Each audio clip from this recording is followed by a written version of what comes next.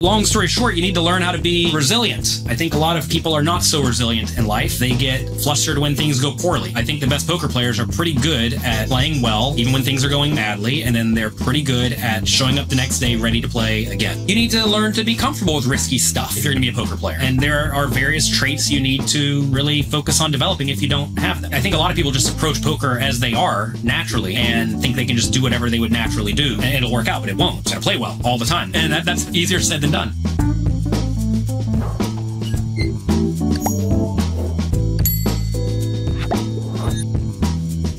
So today, guys, we've got somebody who's done loads of stuff in the poker world. He's got quite some accomplishments, on top of making $9 million in tournament winnings, which is pretty cool by itself. He's done some very extensive things in the poker world. He's written 14 poker books. That's quite a lot of books. Holy shit. He's got over 120,000 followers in over various different platforms, 5,700 community members, millions of quizzes taken, over 6.5 million quizzes taken. And yeah, it's coached a shitload of people, basically. I mean, how long have you been in this for, Jonathan? Hello, Jungle Man. Little, by the way, is his name. Thank you for having me. I have been teaching people poker one way or another since I was 18. I used to post a lot on the various poker forums, and I didn't know what I was doing initially, but I was studying and working hard, and eventually I got to the top of the sit and goes back in the day, and people liked the posts that I made, and people started wanting private coaching. And anytime anyone would ask me a question, I would essentially just write an article about it, right? So I would have articles on all sorts of topics so that I could just send people the articles instead of reteaching stuff every single time or rewriting it out every time. And eventually we made a site that taught people how to beat sit and goes. Shortly after that, sit and goes got tough and they died. So that was probably not a good idea. And I was approached to write a book, and I already had all of these articles put together. So writing a book was relatively easy. I just had to fill in a few blanks. All right, fair enough. I would have thought writing a book would be a little bit harder than that. As someone who's tried to write a book, there's quite some processes to it for the first place. I'll tell you how I write a book. At this point, I have it down. It's pretty easy. I make an outline of everything I want to discuss. The outline will end up being a bunch of bullet points, maybe 10 pages worth of bullet points. And then I'll just fill in the blanks. I'll write as much as I want about each bullet point. I obviously have to organize it a little bit. Making the outline takes time to get it organized nicely. And then you go back and you rewrite stuff, you prune stuff, you edit, and then you share it with people, have them edit it, and then you're done. Easy. Okay, well, if you describe it like that, I've had a bit of a different process personally, but I think people are more interested in your poker coaching and your whole experience through poker. I would think, let's talk a bit about this hyper sit and go situation. Is it the hyper sit and goes or the sit and goes? A long time ago, we played sit and goes on party poker. There was only one speed. This was back in 2003 or 2004 or so. Yeah. And I never really played the hypers on, I think, Poker Stars, as they were the first ones to introduce it at a decent scale. But sit and goes really got tough when party poker closed to Americans, and all of the good American players on party poker moved to Poker Stars, which still accepted American players, and not very many of the weaker players did. So the games just had essentially double the good regs overnight, and that made everyone's return on investment go down very quickly. So I played those a ton. I mean, I played probably 4,000 a month from when I was 18 to 21. And then I moved to live poker and still play sit and goes a lot in my spare time. But I played a lot of sit and goes as a kid. That is quite a few sit and goes. So this is 2003, 2004? Something like that, yeah. Okay, so it's more just like the moving of the markets that made things very tough. It wasn't you specifically that coached and made things very tough. Well, we made a site that was very geared towards sit and goes, and we had 3 of the best sit and go winners on party poker making content for us. And, you know, maybe people were watching, maybe they weren't, who actually knows. But, I mean, look, all games get tougher over time, you would think, and sit and goes are not a particularly difficult form of poker, at least to be close to break even. And I think that makes the game die kind of quickly. Yeah.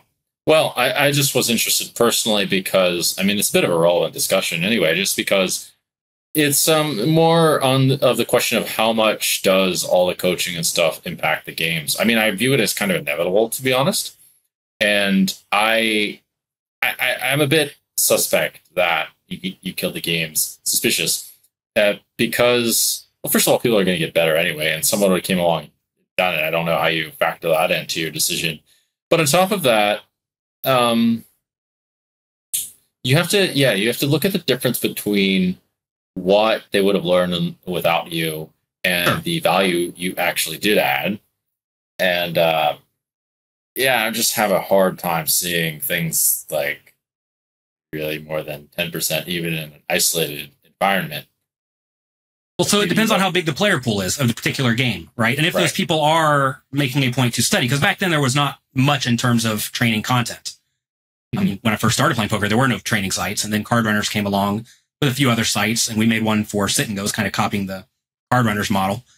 And I mean, every good player in the game was watching the content. So, I mean, they were probably good to begin with, though, right? But if you even plug a few leaks in people's games in a kind of simple game like Sit and Go's, it makes the return on investment go up a decent amount. I was actually struggling in the $500 games for a while, and I hired somebody to go through all my stuff, and it turns out I was going all in with ace X a little bit too often from early position and not defending my blinds quite wide enough in the early levels. And like that alone, just fixing those few leaks increased my ROI by a few percent and makes you go from a loser to a winner or a break even to a winner, right? And just back then, there was not a whole lot of information, right? It's not like today where there's like information overload. Right. Yeah, because you're different context. Well, what other kind of stuff have you focused your coaching on that you've had a lot of people, seen a lot of success for the people that have been invested in what you do? Where's your main area of focus? So for a while, my main focus was making courses that would essentially take people from not being very good at poker at all to being quite good at poker, to where they can go and play a $1,000 buy-in live tournament or play 2-5 no limit hold'em and do well, right, to be able to win. And we've done a pretty good job at that. We have a few very in-depth courses that are broken into like 10-minute sections with quizzes and history reviews and whatnot after each video, which makes the learning very actionable as opposed to just, sit back and watch somebody play poker and see what they do, because then the spots are sporadic and maybe you already know it, right? And so we essentially made kind of like a college course on how to get good at poker. And over the past few years, we've really focused on more high-level stuff on pokercoaching.com. And I've hired a lot of the best players in the world to make a lot of content there too. But I mean, to be fair, you can't make a lot of the absolute best players get that much better. You know what I mean? Like no one's going to teach Jungle Man something that's going to make his return on investment go up 20% in tournaments overnight. Like, not going to happen. But you can take players who are struggling to beat 2-5 no limit hold'em and have them beating it for $25 an hour pretty fast if they have obvious holes in their game. Right. Do you have any metrics for the success rate of the people that purchased your course by entrance? Do you have any metrics like that? We do not have great metrics on exact, like, where did you start at and where are you now? Because, I mean, people are all over the place. But no, we don't have great metrics on exactly that. Because a lot of our coaching is dealing with live poker and more, I'm not going to say recreational players, but players who are like serious recreational poker players who are trying to not get crushed, right? And we've made a lot of players go from getting crushed to not getting crushed or even winning. Yeah. I mean, I think that's relatively, it shouldn't be that hard in theory. It'd be nice to have some kind of metrics at all, though, to be fair. It would be. Not a lot of people have metrics on this, on doing this. That being said, it's one way to shine. And I figured with all your wealth of information, you might just have something, just because you've been in this for fucking forever, it looks like. You've been coaching people for 21 years. Yeah, a long time. Like half my life. I mean, look, we don't have any amazing metrics like you would have if we had people playing online who would submit their win rate ahead of time, and then we could see what the win rate was after studying, unfortunately. But people tell me they're crushing now and they weren't in the past, and not a lot of people cancel. So, I mean, that's something. Yeah, of course it means something. I mean, they've yet to find anyone with like real data on like, 20% of the players now make over 100K a year. It would be nice. No. So, tell me more. Tell me where are the areas in which you feel like a lot of the players that you teach really gain a lot from your coaching system versus like other coaching systems? I think that people who generally come to the site have some number of decently big holes in their game, right? Like maybe they continuation bet 100% of the time at every spot still and realize that. And maybe they never check raise unless they have a good hand. Like kind of simple stuff, right? But even a lot of the best players don't check raise the flop often enough, for example. All the marginal draws with little bits of equity and whatnot. And a lot of people don't fight hard enough for pots. A lot of people don't bluff the river or check raise the river anywhere near often enough, right? Like, you know these things that people do wrong, like general player pool tendencies. And we essentially teach people how to play kind of close to game theory optimal and how to think in terms of game theory optimal strategies, and then how to adjust to take advantage of whatever the opponents are doing incorrectly in a very like systematic way that is kind of like a math textbook where you start at relatively little and then you build on top of it and on top of it and on top of it. Next thing you know, you're doing calculus or whatever. Can you describe your method? Well, so look, on the site, we have a whole lot of different types of content because I learned a long time ago. People like to learn in various different ways, right? I mean, the thing that I kind of make a prerequisite for anyone to get private coaching for me or before I recommend them go into the more advanced stuff is to go through this 40-hour long course where about 40 hours of content broken into 10-minute sections in a relatively logical order in my mind. You start like with pre-flop strategies, right? Go through pre-flop charts and make sure you understand what good, strong, fundamentally sound play looks like. And then we have some discussion on how to adjust if your opponents do anything incorrectly, right? Like say the big blind folds too often, you raise wider, obviously, right? Say the cutoff knows that. If they raise wider, you should be 3-betting wider or calling wider. You know, you need to play more hands, right? So we go through that for pre-flop and then flop, turn, and river. And then we have a lot of sections on specific topics like when you should be leading the turn, for example, after you check, call, flop. Stuff like that that is relevant, but a lot of the time whenever people, other training sites discuss it, it's kind of sporadic and not like really like a drill, essentially, where like we are going to study this today. These are the very common spots where you should make this play. And if you do it in these scenarios, as we explain, you'll probably get it 95% right, which is okay. So would you say that your way of teaching is a bit more streamlined than a lot of the other sites? Yeah, definitely. I mean, a long time ago, we would put out a video every day or so, and we eventually learned that putting out a random video every day or so doesn't necessarily help people build skills. And it just helps them kind of like learn sporadic information. And if you're not studying the same thing over and over again within reason, you'll kind of forget it, or maybe you won't understand it fully. Also, we learned that people watching me or any other good pro play poker is interesting and educational, but it's also not going to really hammer home a particular skill. Right. So yeah, I agree.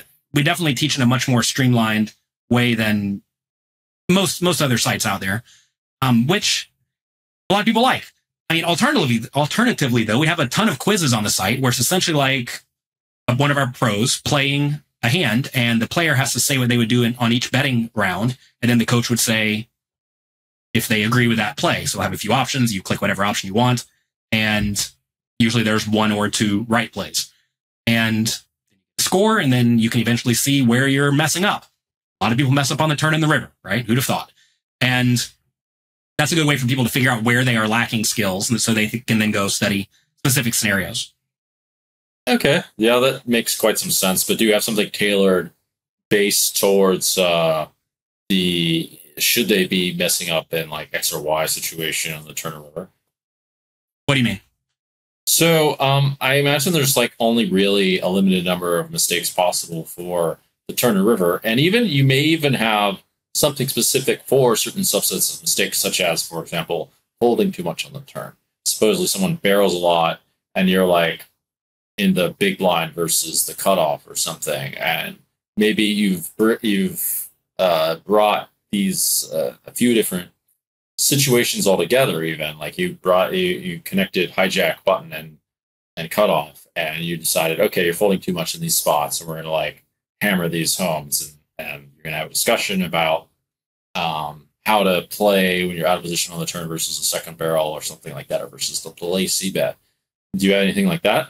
Yeah. That's part of that 40-hour long course. That's sort of the building blocks of spots like that, where essentially, I mean, that's kind of what learning GTO strategies is, right? It's like learning don't overfold in these spots, which is maybe something a lot of people do wrong, or maybe they call too much on the turn and then they fold way too much on the river. Whatever. There's a million things people can do wrong. But you say there's only so many ways you can screw up, but there's a lot of ways you can screw up.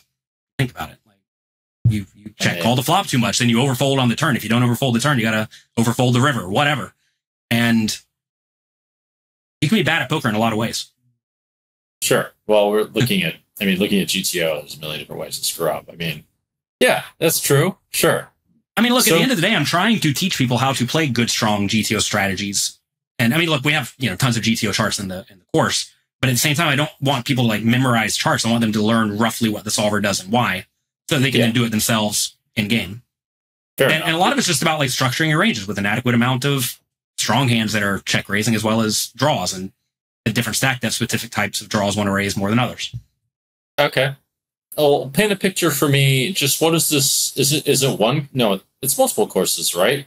We do have, so we have a free fundamentals course at pokercoaching.com/fundamentals that will teach people from being very, very, very basic to being okay. Like a 3-hour long thing, completely free. By the way, everyone who is here can go to pokercoaching.com/jungleman and get 5 days for free of the entire site. It costs you $0. If you like it, maybe you'll subscribe. And if you want to binge it in 5 days, good luck. So everyone who doesn't know how to play poker needs to go through the fundamentals course, which will just get you kind of up to speed. And then from there, we have a tournament course and a cash game course that are both roughly 40 hours long that go through all these spots like we discussed. Then we have, we call them advanced courses, which go through a lot of common spots that are still, call them things you need to know to be good at poker, like how to play with various payout implications at the final table, right? Like ICM stuff and future game stuff and whatnot. So concepts like that. With cash games, we have a lot on in the advanced course discussing exploitative plays against various types of recreational players, because you need to know how to maximally take advantage of them, right? And a lot of people have ideas for things to do, but they don't like go through the solver and see how you should be adjusting or how drastically you should be adjusting depending on specific scenarios. So a lot of that's in the more advanced courses. And by the time you get through that, that's like 80 hours on both cash games and tournaments. And then we have a ton of other stuff too. Wait, so the advanced courses is more like no locking based on certain exploits? Is that what you're saying? Some of it is, yeah. And then also going through various scenarios that were perhaps not fully gone into in the 40-hour course. Because, I mean, look, it'd be nice if you could learn everything about poker in 40 hours, but it takes longer than that. And there's always more to learn. But yes, a lot of it is things that are more difficult is what it amounts to, right? The 40-hour courses, they're called Tournament Masterclass and Cash Game Masterclass, are designed to give you the building blocks and to teach you everything you need to know to play all the common spots you'll be in. Then the advanced courses take you into more uncommon spots. And also stuff like node locking, for example. Yeah, fair enough. Yeah, I mean, be nice to node lock. I suppose there aren't so many courses on like node locking for various different kinds of exploits that you might see at like a live poker situation anyway. Yeah, well, I mean, like as a basic example, like say someone continuation bets the flop too often, right? A lot of people think just raise more, but you should only be raising more when you are kind of favored in general, right? When you have a good range and nut advantage.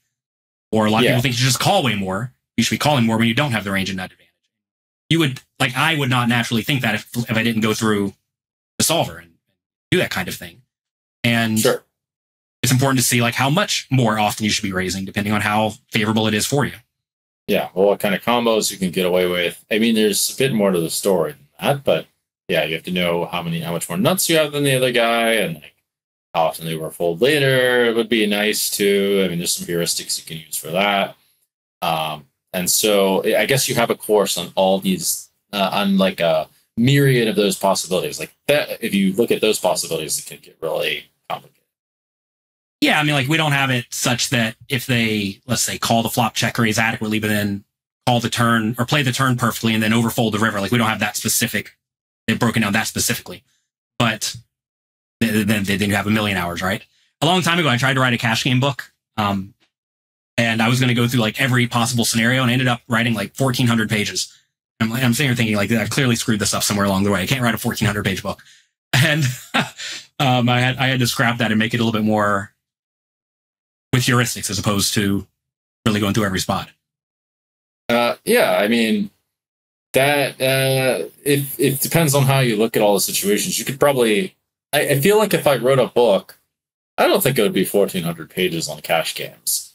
But I would use like a number of heuristics, and like I would pick like 12 different flops, for example, to write about, and just like break things down. It might get to like kind of close, I guess, but And to be fair, you probably understand cash games more than I do, and therefore you could condense things and make them more logical as you fully understand the game, right? Sure. I would reduce things to, well, the first thing I would do, and I'm actually going to write an article about this, is write kind of a theory of overall poker, which is, well, first of all, there's a hierarchy of things that matter. Like the fundamentals matter the most, like sort of like good theory knowledge of poker, and there's a bunch of things under that, right? So after that, it would be population reads, and then adjusting to opponents and such.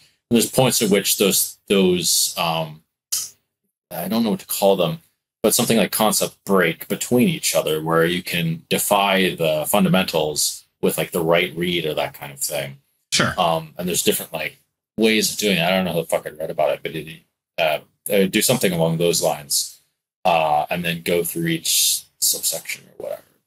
I don't think. Yeah, I mean, like when you are going to call someone's bet on the river, for example, you may want to be very concerned with GTO, or maybe not at all, right? Sure.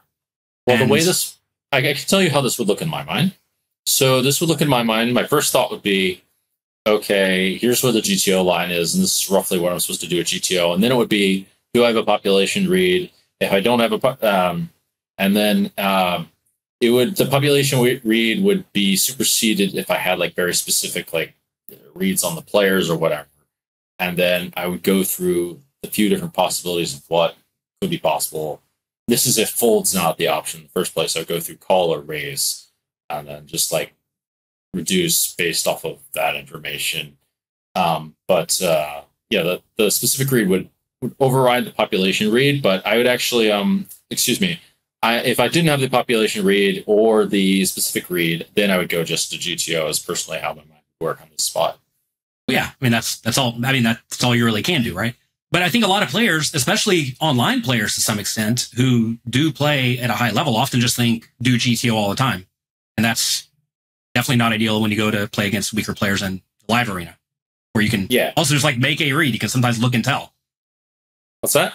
You can sometimes just look and tell the opponent does not like their hand, right? And how much does that matter? It's hard to know.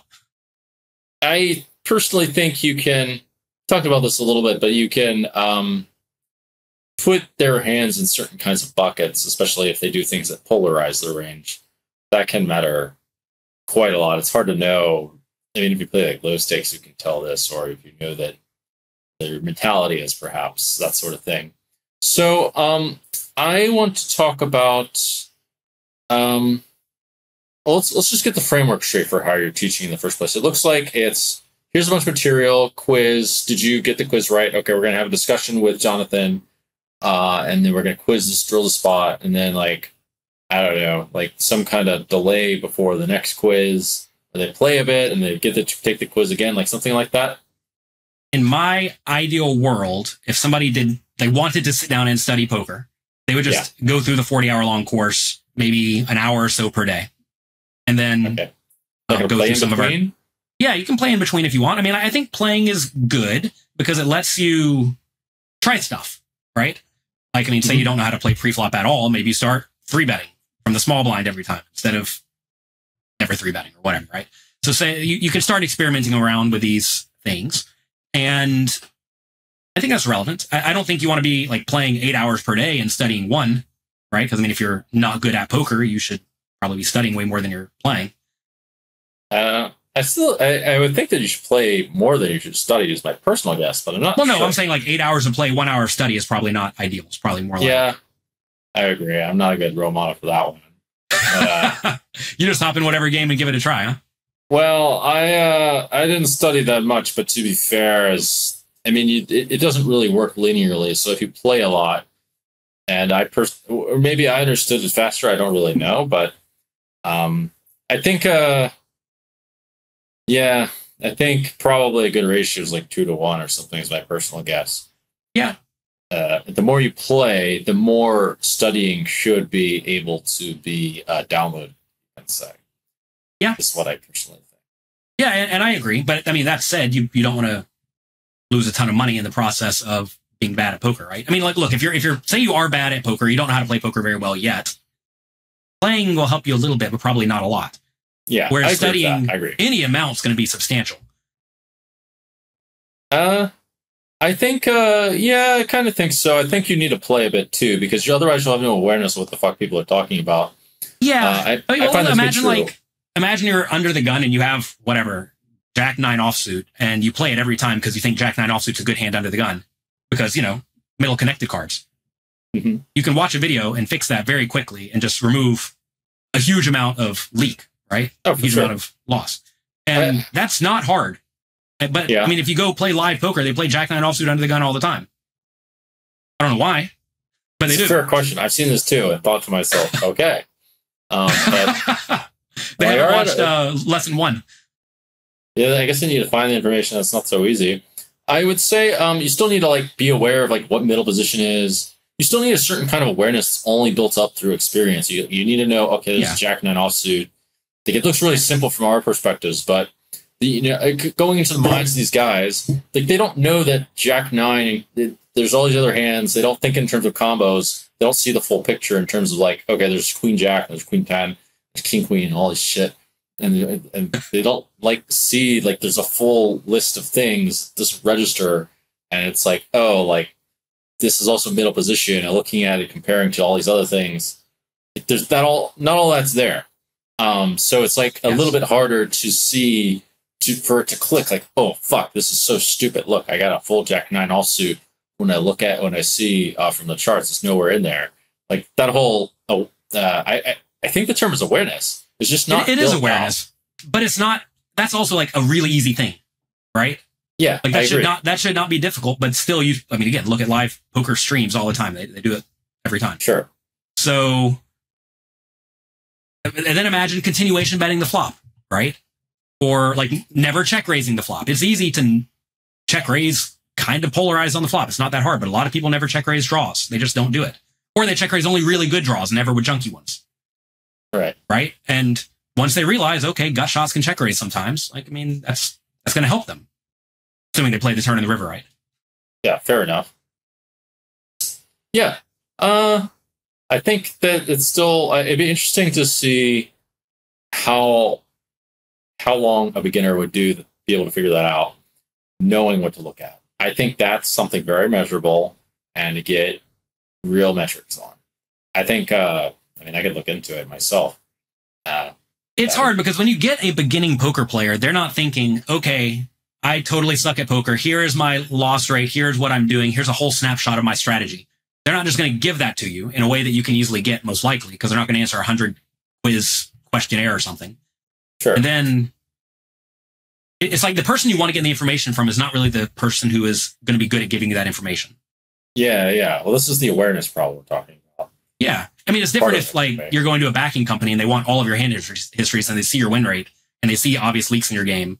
And okay, we can fix these things and then you'll be better, right? It doesn't work like that so much with recreational poker players or just live poker players in general. Yeah. There's a certain art to figuring out what to improve on. That's in live poker, to be fair, if I look at any of the very best players, I'm sure they're doing things that are a little bit wrong. I'm sure I'm doing stuff that's a little bit wrong, but I don't necessarily even know what it is. And I'm good at finding out this stuff. Some things you can get away with in live poker that are good, actually, that are not GTO, such as pre-flop. You can play looser pre-flop when everyone's ranges are fucking whack. You can play fucking ridiculous. Yes. Compared to GTO. Once people just start getting in money with dumbass shit. Because that's just because now your equity is no longer diminished so hard because people have Jack 9 offsuit in the mid position. And you can get in there and now it's okay. That's just one example. If everyone's straddling, now straddling becomes okay anyway. It becomes minus if you not to straddle, actually, because if you're the only person not straddling, people will kick you out. Then that's why it's minus EV. Yes. You got to give some action. I mean, a good example of this, even in high stakes tournaments today, not like $100,000 buy-in tournaments, but, 10K buy-in tournaments, is that you can just like raise a little bit wider than whatever GTO says because people don't 3-bet enough and they don't raise enough on the flop. So you just get to realize your equity better, right? So you can raise slightly wider in all positions, especially later positions. And some people just don't. They just look at GTO chart and do what the GTO chart says. And they're probably leaving a little bit of money on the table. Do you have a course on like all the non-GTO things to do that are totally plus EV? I mean, a lot of that is what the advanced courses are discussing. Oh, I guess. I mean, that's node locking stuff, right? Stuff, It's node locking stuff. Yeah. Okay. But it is to some extent. Well, let me ask you this. Do you have any courses on how people can get over their emotional barriers or limiting beliefs or whatever weird psychological issues that they have? We have some content on the site by Jared Tendler, Elliot Rowe, and Trisha Cardner, who are all mindset people in poker. Who's the last one? Trisha Carter? Trisha Cardner, she is a psychologist who I've worked with to write 2 books on poker psychology. Okay. And she knows what she's talking about. She's very good at that. And I don't exactly remember what the courses have in them because I haven't actually looked at them in a while, but we have mindset stuff on the site that I think is. Okay. I mean, look, a lot of poker players are nuts. I mean, I've been watching random poker players stream and whatnot. I've been playing these 25, 50 streamer games on Coin Poker recently, and my opponents are streaming as well as me. And some of these people are crazy. Like, I'm just sitting there kind of chill, and they're like, yes, I got the whatever. Like, chill out. We're playing a children's card game. It's okay. Make good decisions. Go from there. But it's interesting to see people get so emotionally involved in the game. Well, there might be some way of explaining these sorts of emotional,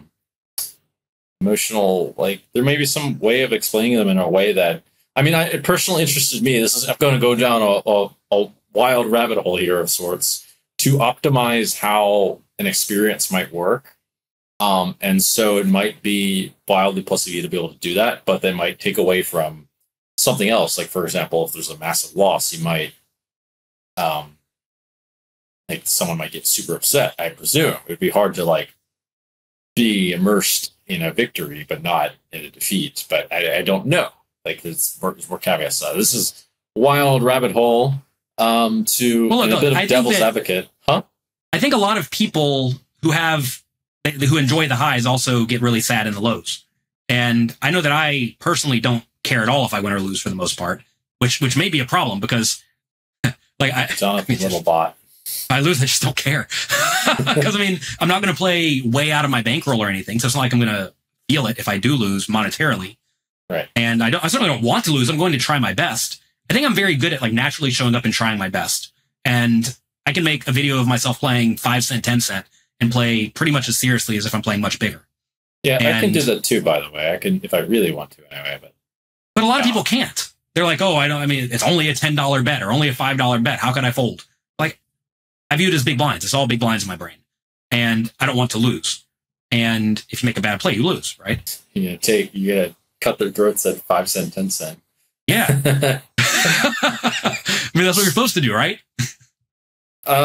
I guess, depending on who says. Not exactly supposed to dump money. That's apparently what you're supposed to do if you're rich as fuck. Apparently that's what some people think. I actually did have an experience lately. I'm going to move on in a sec, but I had an experience lately where I was playing small stakes and I realized that dumping money probably wasn't really the right thing to do in terms of what was most beneficial for that group. I decided to actually play seriously because I thought, like, okay, these guys probably haven't played like a real pro, like from high stakes, or probably want to actually play against me. That's probably actually what they want, and that's not what they expect. And like dumping money to people, I don't really believe in these kinds of ways of helping people, of just giving people money for lots of reasons. And so there are situations for sure where it's most appropriate to play seriously at low stakes. But I mean, I guess if you're with friends, you don't really want to. I mean, look, it's not appropriate when you're with friends. No, money is relative at the end of the day as well, right? Like for you, low stakes may be 5-10-0 limit and dumping thousands of dollars, right? For other people, really. That's like infinite money.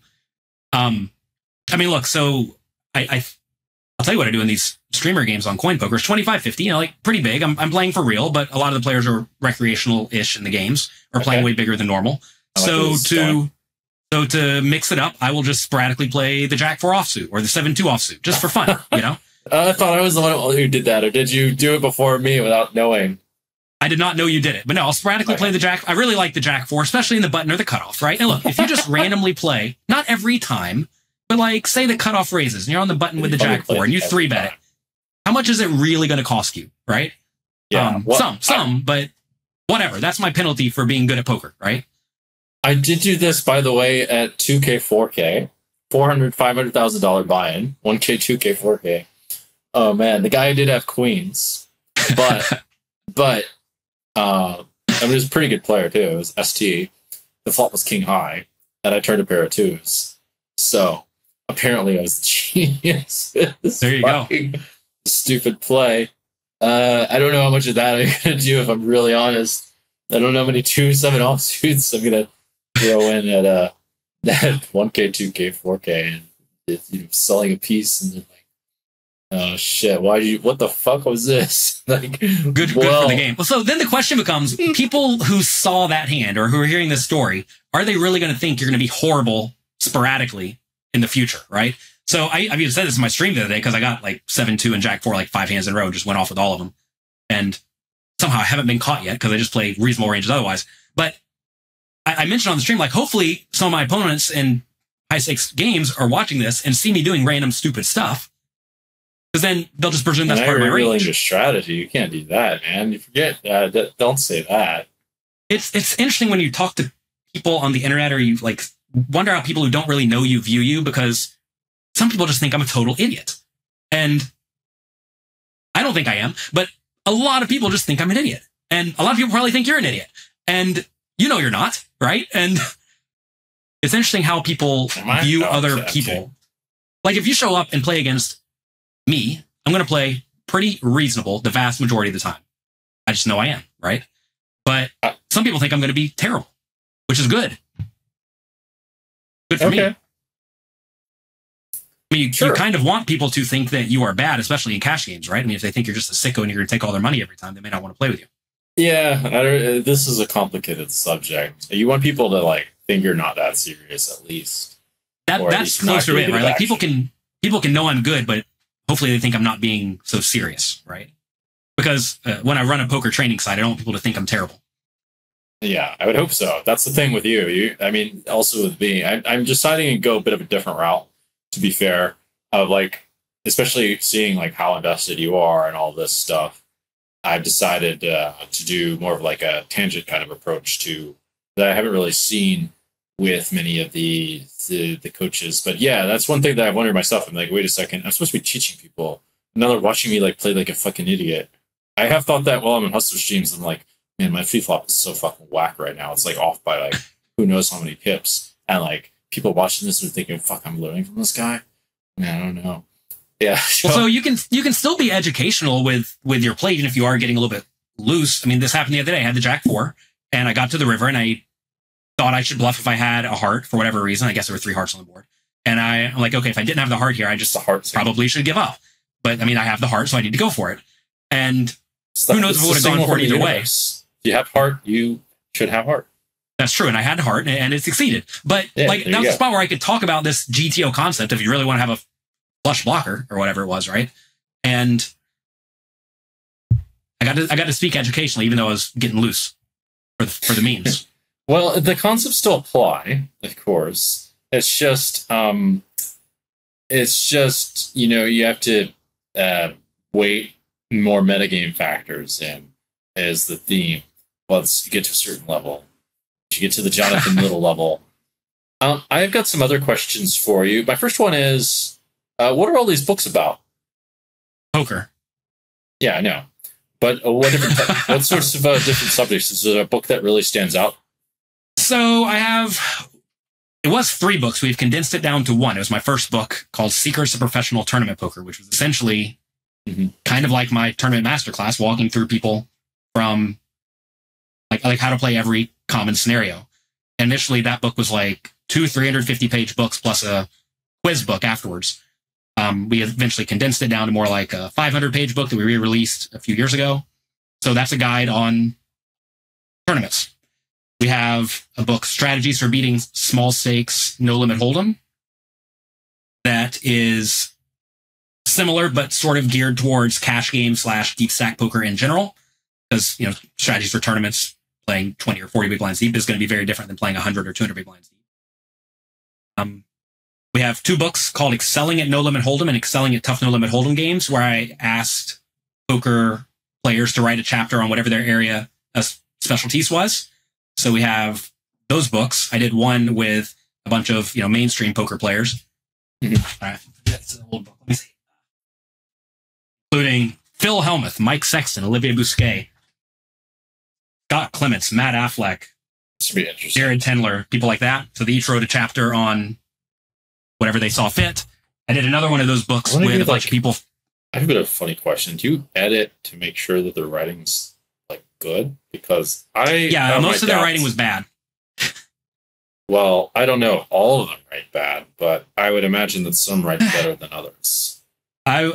Should we spill the beans here? Probably 4 out of the 15 wrote well enough to where I would just have to give minor edits. And then probably 4 of them could not write well at all, to the point that I had to rewrite it pretty much. And then the rest were in the middle. Interesting. Okay. Some of them were massive procrastinators. Some of them were not. Some of them turned it in immediately. Some of them took forever. I actually remember I told my wife this a long time ago. I'm like, I have this great idea for a book. Every person's going to write 20 pages. That's it. How hard will it be? That actually is a good idea for a book, to be fair. Well, it was a good idea, except for I thought I'd have it done in like a month, and instead it took a year and a half of herding cats to get the content turned in. I guess you have to keep testing. Hey, write your chapter. Yeah, I've noticed that a bit for getting people on podcasts is not always the same thing. Some are professionals at being responsible, and some are not, right? And look, I try to surround myself with people who do whatever they say they're going to do at the end of the day. And I've done a good job. It's easier said than done, especially in the poker space where people just sporadically get busy with stuff or they forget or whatever. And I think most people who are not like scammers, who say they're going to do something, have fully good intentions to do it. But at the same time, something happens. Something comes up. Life happens. And you are not their main priority. Right. With Phil Hellmuth, actually. So with all of these coaches, I did webinars online afterwards over the course of the next year. And Phil Hellmuth turned in his work. And then I scheduled the webinar for like 8 months out. He's like, okay, you're probably not going to hear from me for 8 months, but I promise I will be there on time, ready to go. And I'm like, okay, man.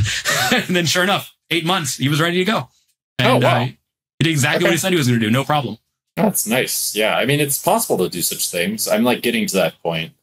I definitely fixed that life leak of mine, but you need to be a bit coordinated with your schedule and that sort of thing. It's not something that most poker players, not really a skill set a lot of these guys have. And I actually thought Phil Hellmuth would be more the type that doesn't do all that stuff, but he doesn't seem. See, there's a lot of these guys that are hyper ambitious and they do loads of shit, and so they overwhelm themselves. I've seen this a lot, and I had this problem myself.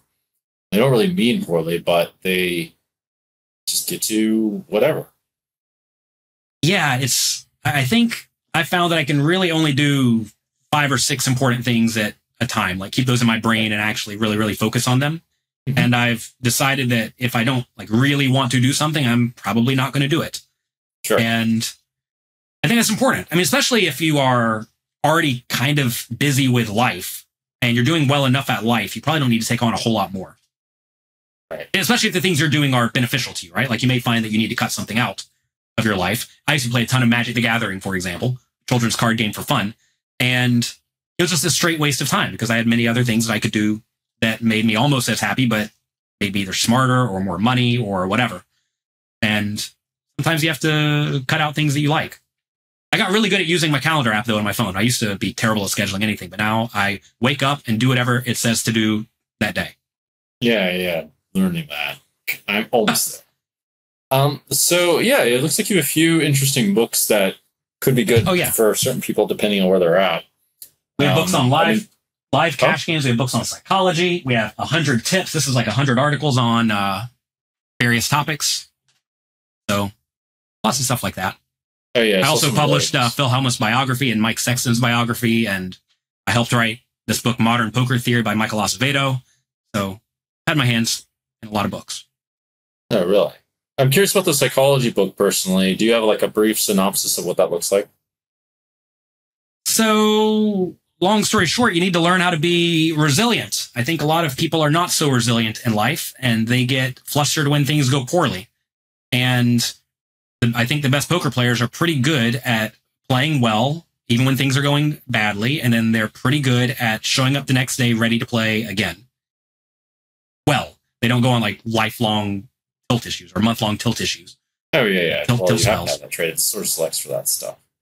Well, it does select for it, especially at the high stakes, but a lot of people don't have this trait. I mean, yeah, I get emails from recreational players all the time, or I see it in the YouTube comments. I'm on a big downswing. I lost 4 tournaments in a row. What am I supposed to do? Can't win anymore. It's like, man, you lost 4 tournaments in a row. Well, like, I don't know if that precludes them from having that trait. I don't know if I would want more information, because just because someone does that, they might just have the wrong frame for poker, because in other things, this can seem quite disastrous, but for poker, it isn't necessarily. But there's loads of things where really, actually, it's not so disastrous, I would say. Such as like you're trying to get a sponsorship, trying to sell your product, or whatever the fuck. To be fair, it probably does suggest that they don't have a whole lot of experience in things that aren't very that are risky. yeah, but I mean, like, you need to learn to be comfortable with risky stuff if you're going to be a poker player, right? And there are various traits you need to really focus on developing if you don't have them. And I think a lot of people just approach poker as they are naturally and think they can just do whatever they would naturally do. It'll work out, and it'll work out, but it won't. You have to gotta play well all the time, right? And that's easier said than done. I do think this is one of the reasons why I decided to champion poker, actually, because I think it trains resilience. I think it trains a lot of these traits, humility, things like that, whereas there's not a whole lot of things that really train these things in like relatively safe environments. I actually think I generally agree. Harder. I mean, especially when it comes to, call it safe or calculated risk-taking decisions. I mean, I think things like fitness are very good for this kind of thing, but it's not really risk-taking. You don't want to take risks so much in terms of like building your body or whatever. Whereas poker does force you into that. But I agree that resilience and like call it grit is a very, very valuable skill that people need to develop in life in general, because it lets you get up and keep on going even when things get tough. Yeah. Did you write? Okay, so 2 questions for the psychology book. Did you write about that? And did you write anything about the psychology of like other players and how to like deal with it? Or excuse me, how to deal with other people's psychological states, and how certain events in poker affect people's play? Did you write about that subject? So we wrote about resilience a lot. That was a lot of the topic of the first book. We did not discuss things like this player is clearly on tilt, therefore we should be doing blank against them. Although I do discuss that in my... It's not just on tilt. It's also like, in what way are they going to tilt, right? Because if someone's on tilt, what the fuck does that mean? Like, that means they could be going insane. They could decide to just knit it up and not run any bluffs or something like that. I mean, there's various different kinds of tilt. Right. And so in my book, Mastering Small Stakes, No Limit Hold'em, I discussed that. It's not like totally in depth. It's not a whole book on the topic, but it's 10 or 15 pages on the topic of how you can tilt and then what to do against people who are tilting like this. Like knitting it up, right? Some people lose a big pot and they go super nitty. Even though you can like tell they're fuming, they're just not going to do anything. Other people play super nitty for a while, then they get the Jack 4 and they go off for fun.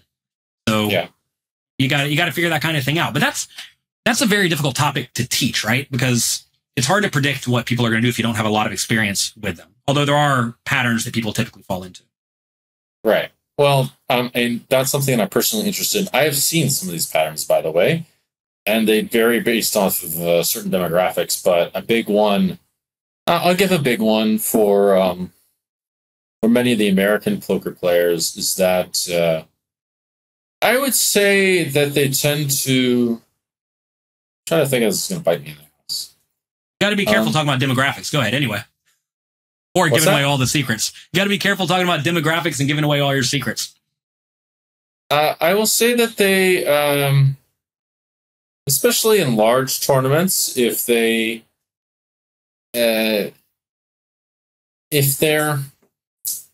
if they have a big loss or make a big mistake, they're very unlikely to like do something very experimental in some direction that is like bluff, for example. You expect them to play just a little bit more cautiously and not make another mistake. Well, potential mistake. Yes, but they're making a different mistake in exchange.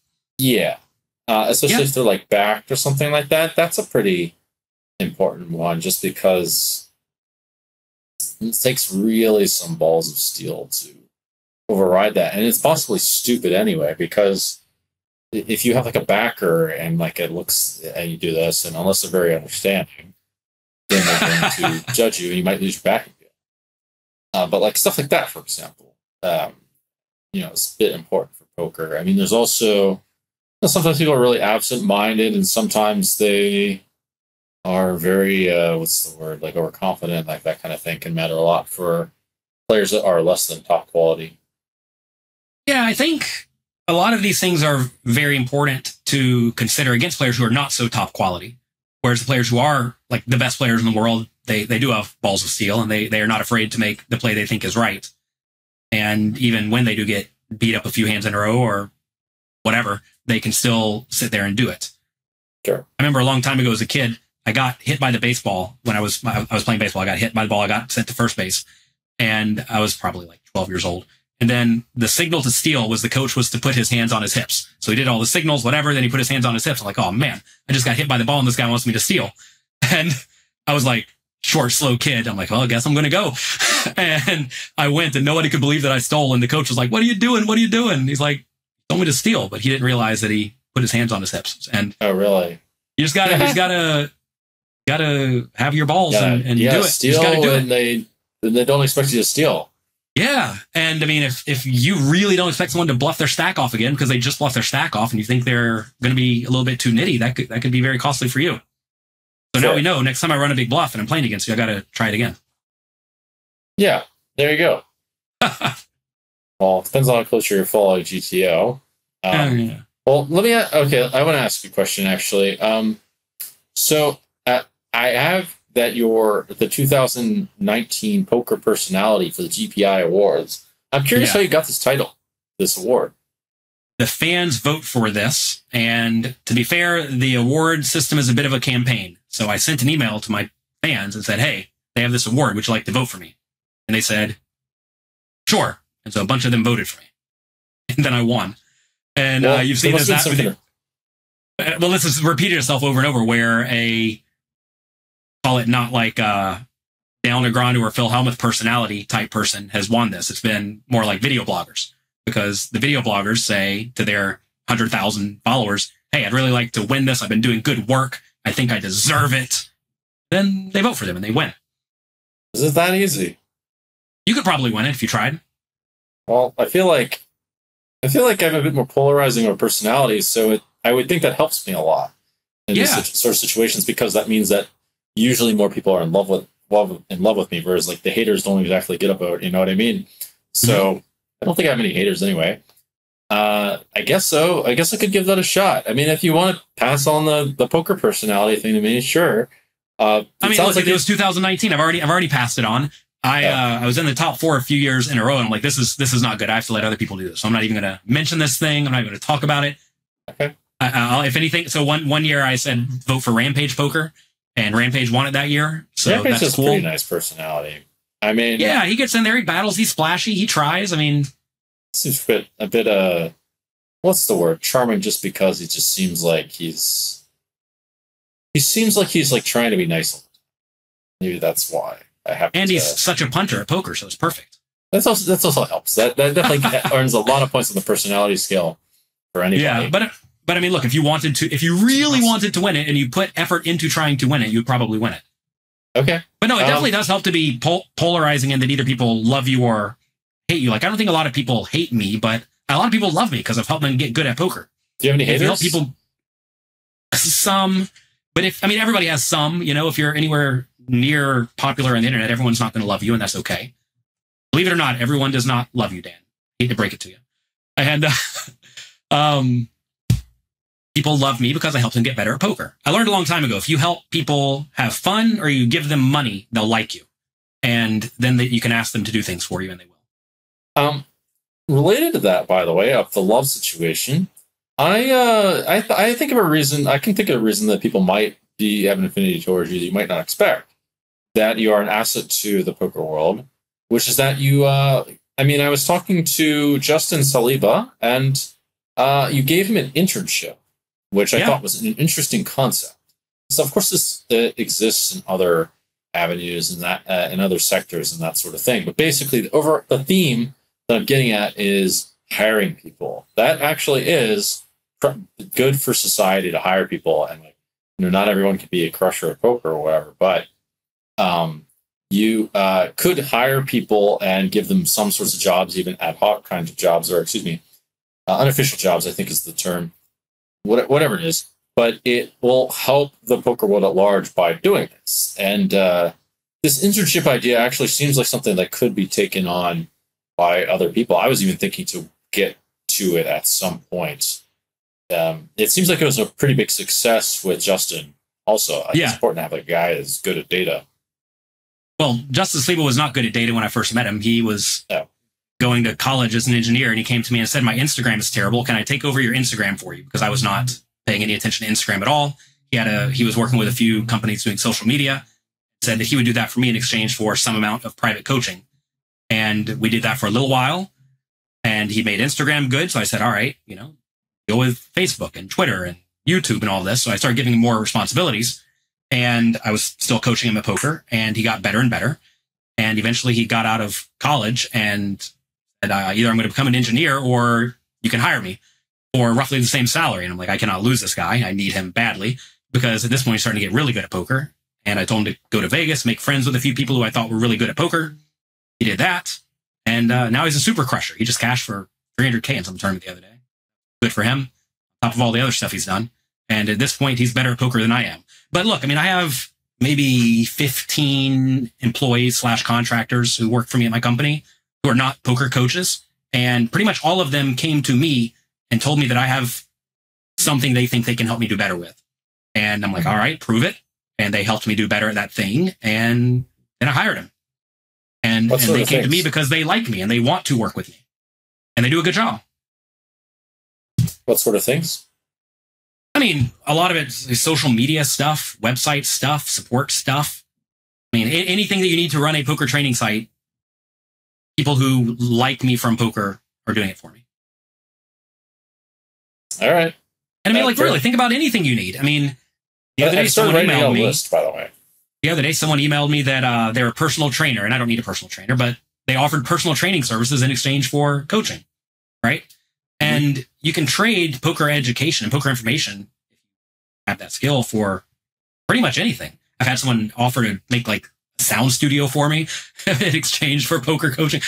Whatever they think I could be doing better at, because I'm in this tiny Manhattan apartment with a tiny office, and sound quality could probably be better. But they noticed that and thought they could help me with it. People notice, I guess they think I need a personal trainer. And so, they're willing to help. And funny conversation. Okay. It's an easy trade. It's an easy trade, right? Yeah. All right. Okay.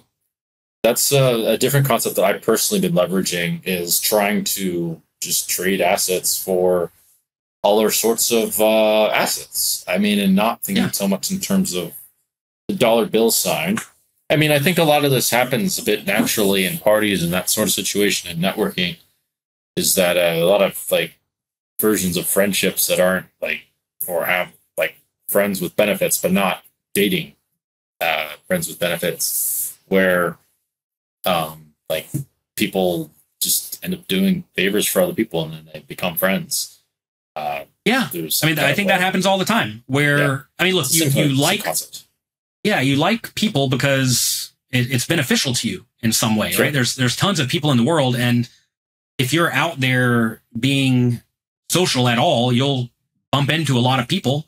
And while you may just have natural affinity to some people, you'll probably stick around the ones who help you out, right? And in exchange, you're happy to help them out.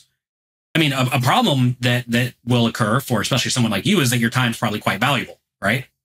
and you don't necessarily want to trade your time for someone else's time equally.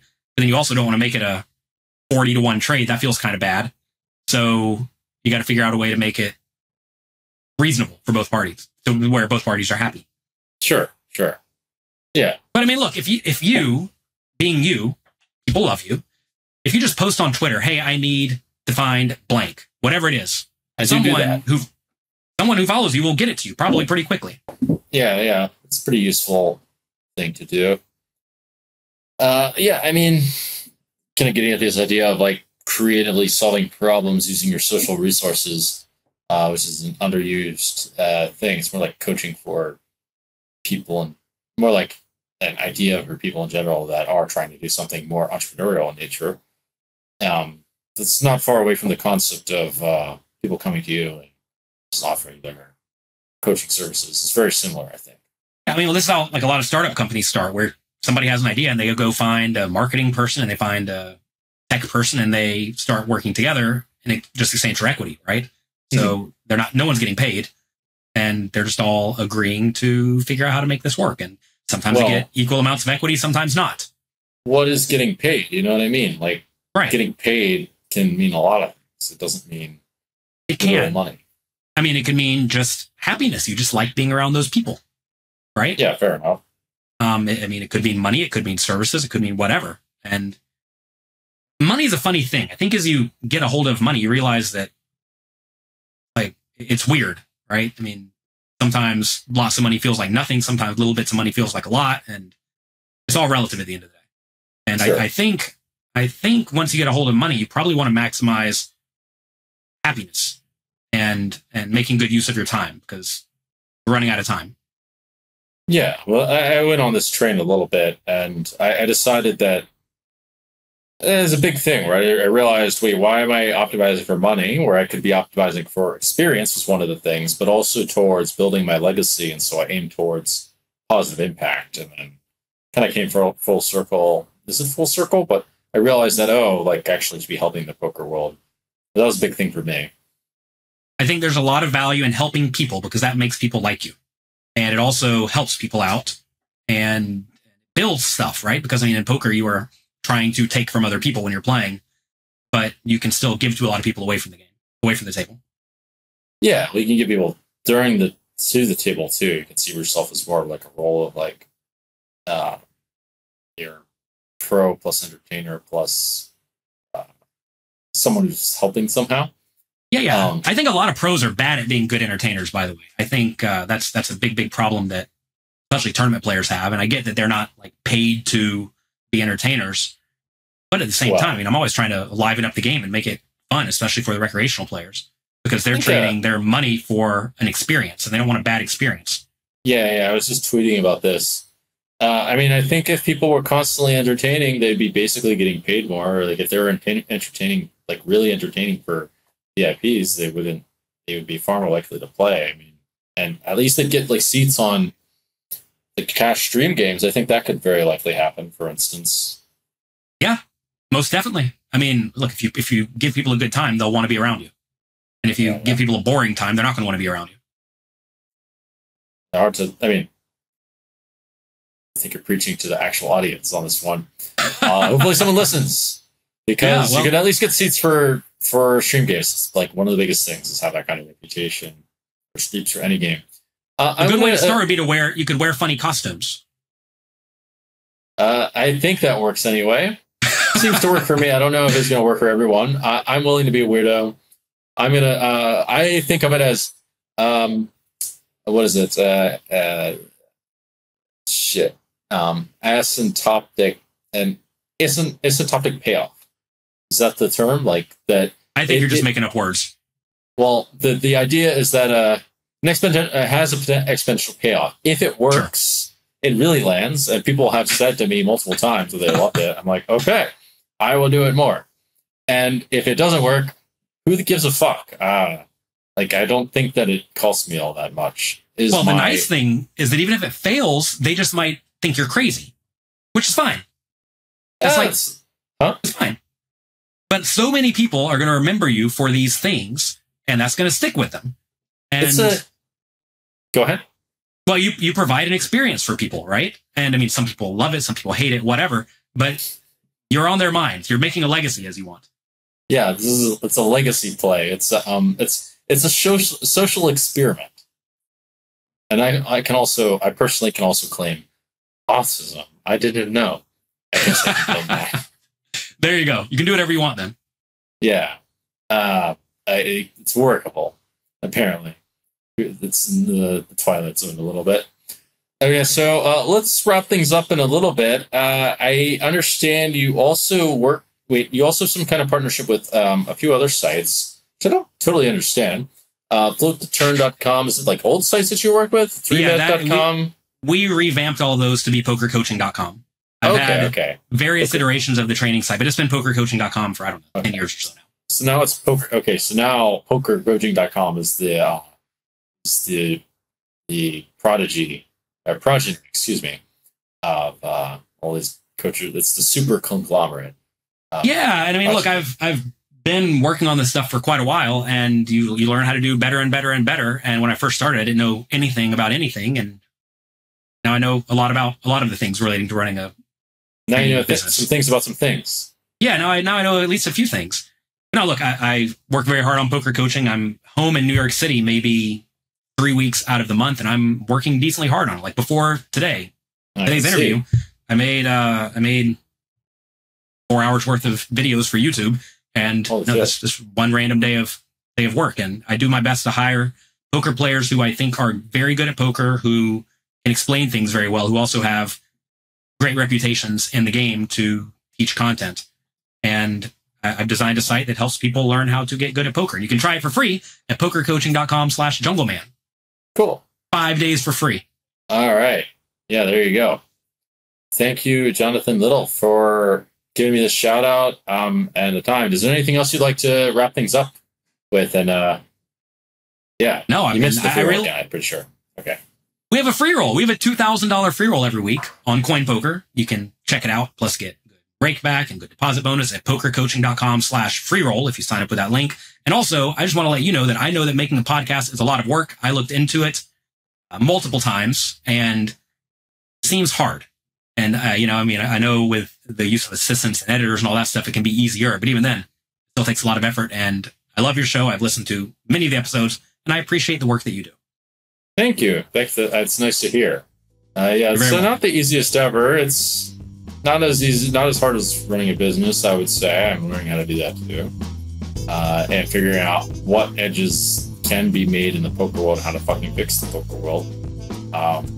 Yeah, that's a bit harder. The podcast is sort of thriving. Sorts this word from what's his face? Some comedian. Worst case, you get to talk to some interesting people.